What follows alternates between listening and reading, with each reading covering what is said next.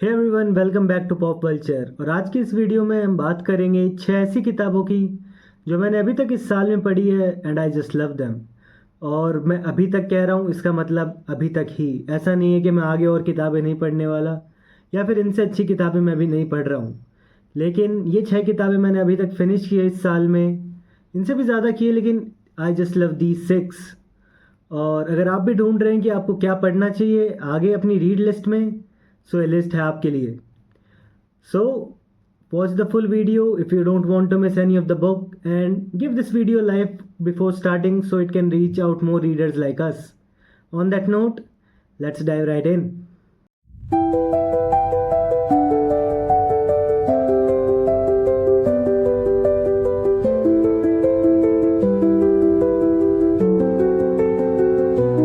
So starting off with number 6, Under the Eagle by Simon Scarrow. ये book मैंने इस साल में सबसे पहले पढ़ी थी, लाइक जनवरी के अंदर, और ये बुक मैंने 3 दिन के अंदर फिनिश कर दी थी। 3 दिन। Thank you very much. इस बुक के अंदर हम फॉलो करते हैं रोमन आर्मी को, रोमन आर्मी के डेमोग्राफिक्स और मिडाइवल बैटल्स, और इसी की वजह से ये बुक बहुत ज़्यादा ग्रिपिंग थी मेरे लिए। ये बुक फॉलो करती है अपने 2 मेन कैरेक्टर्स मार्को और केटो को, जिनका रिलेशन ग्रो होते हुए भी देखना वॉज वेरी इंटरेस्टिंग। इस बुक का नरेटिव इतना प्यारा था कि I was gripped from the start, और ये 400-450 पन्नों की किताब मैंने 3 दिन में फिनिश की थी। लेकिन इस किताब का एक नेगेटिव पॉइंट भी है, और वो नेगेटिव पॉइंट छोटा नहीं है, वो नेगेटिव पॉइंट बहुत बड़ा है। और नेगेटिव पॉइंट है इस किताब की पूरी सीरीज़। ये किताब आती है Eagles of the Empire series में, और ये इस सीरीज़ की पहली किताब है। लेकिन इस किताब के बाद 22 और किताबें इस सीरीज़ में, यानी कि इस किताब के साथ 23 किताबें, 23, और 24वीं किताब अक्टूबर में ड्यू है। So if you are starting out on this ride, it is heck of an journey. Now coming at number 5, we have the silent patient by Alex. I don't know how to pronounce his surname, I am sorry, but this book is what you call a psychological thriller. This book और इसके twist और turn, जिसके plot twist इतने अच्छे थे कि आखिरी में तो मेरा मुंह यहाँ खिला और वहाँ गिरा, and I am not even joking. ये बुक फॉलो करती है एलिशिया बेरेंसन को, एक कैरेक्टर जिसने अपने हस्बैंड का मर्डर किया and then she went silent, like never uttered a word after that. और इस मर्डर मिस्ट्री की कभी जांच अच्छे से हुई नहीं, कभी ये सॉल्व हुआ ही नहीं। लेकिन फिर आते हैं कैरेक्टर के अंदर साइकोथेरेपिस्ट थियो फेबर, जो इस कैरेक्टर और इस स्टोरी, इस मर्डर के पीछे सब कुछ जानना चाहता है। और इसी के साथ फिर इस बुक का नरेटिव चालू होता है, एंड इट डजंट स्टॉप। इसकी पेसिंग इतनी फास्ट है कि you don't want to put down this book. After all ये किताब बहुत ही अच्छी थी, and I really recommend it to everyone who is into thriller and all. So now next at number 4 we have days at Morisaki book store by Satoshi Yagisawa. ये book बहुत ही अच्छी थी। मैंने सबसे रिसेंटली यही बुक फिनिश की है, मैंने अभी थोड़े दिन पहले इसको पढ़ के फिनिश किया था, and this book is very great. ये बुक फॉलो करती है ताकाको को, जो एक गर्ल कैरेक्टर है जो एक मिड लाइफ क्राइसिस में फंस गई। फिर वो कैसे उस क्राइसिस से बाहर निकलती है एक सेकेंड हैंड बुक स्टोर के अंदर। ये किताब समझाती है कि आपके लाइफ में किताबों का क्या रोल है, कैसे किताबें किसी को भी हेल्प कर सकती है किसी भी क्राइसिस से निकलने में।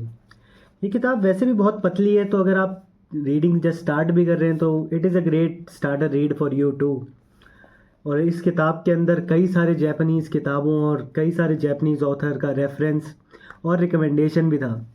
सो it was overall a packed read for me, and it will be for you too. So now at number 3 we have a little life by Hanya Yanagihara, and this was a big read, एक emotional read, एक difficult read.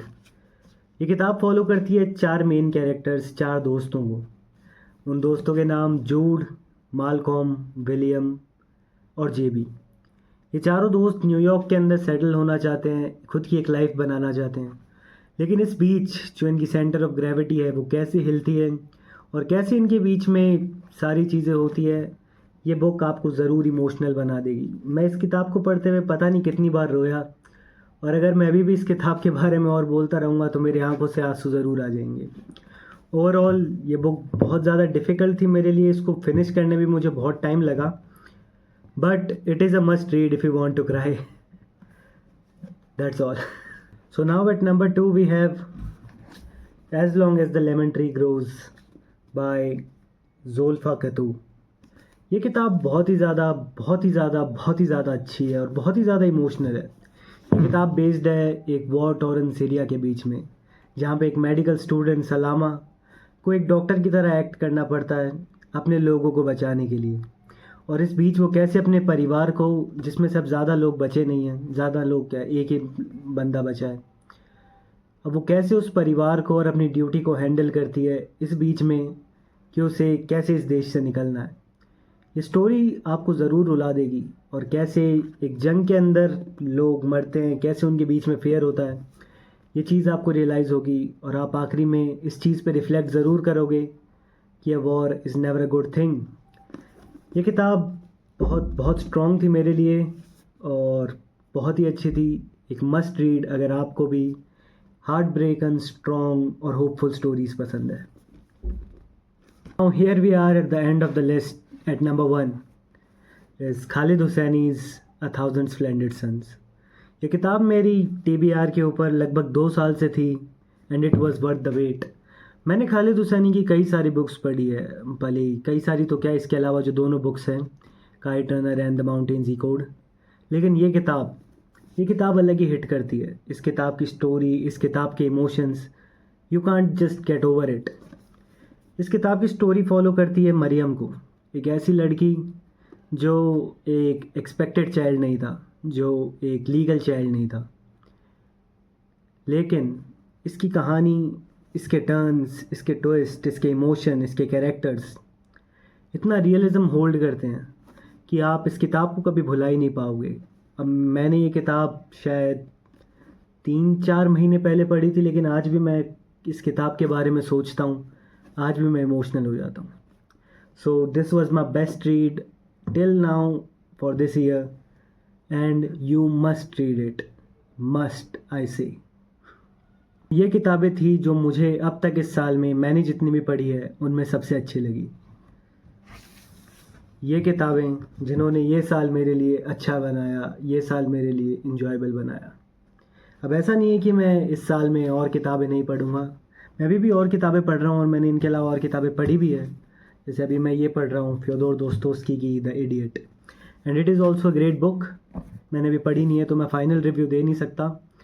So this was it for the video. अगर आपको ये video पसंद आया, give it a like and share it with your friends, so उनको भी पता चले कि कौन सी किताबें उन्हें इस साल ज़रूर ट्राई करनी चाहिए.